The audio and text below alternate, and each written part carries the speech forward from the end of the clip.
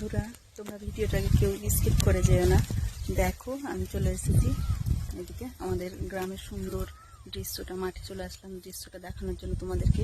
এর আগেও দেখিয়েছি, তবুও আমি দেখাচ্ছি। দেখো কত সুন্দর। আর কিছু কথা বলতেও চাই আমি তোমাদের। চলো এই দৃশ্যটা দেখাতে তোমাদেরকে দেখাতে আমি বলবো। সেটা মেয়েদের কি একটা জানো, মেয়েদের নিজের পায়ে দাঁড়ানোটা খুব দরকার। কেন জানো তো? কেননা হচ্ছে, আমি এতদিন বুঝেছি, যখন বিয়ে হয়ে যায় একটা মেয়েকে শ্বশুরবাড়িতে যদি কোনো কিছুতেই ভুল ত্রুটি হয়, তাহলে শ্বশুরবাড়ির লোক বলবে যে যাও, বাপের বাড়ি চলে যাও, এখানে তোমার কোনো জায়গা হবে না, আমার বাড়ি থেকে বেরিয়ে যাও।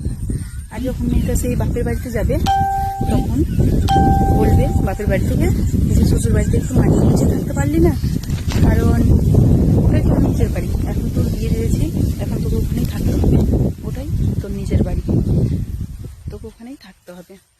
তাই আমি মনে করি মেয়েদের নিজের পায়ে দাঁড়ানোটা খুব দরকার। বুঝতে পারলে তো বন্ধুরা? আর আমার কথাটা যদি মনে হয় সঠিক, তাহলে অবশ্যই তোমরা একটা লাইক করবে আর কমেন্টের মাধ্যমে জানিয়ে যাবে আমি যদি ঠিক বলে থাকি।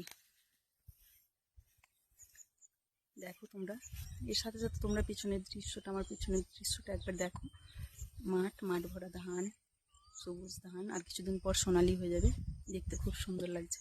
দেখো একবার তোমরা, ওগুলো কলা বাগান, আম গাছ, কলা গাছ, সব কিছুই আছে। আমার ভিডিওটি আমি এখানে শেষ করলাম বন্ধুরা। ভালো থেকো সবাই, আর আমার পাশে থেকো, আমার পেজটিকে ফলো করে দিও, অবশ্যই আমার পাশে থেকো, আমি নতুন, ঠিক আছে? বাই।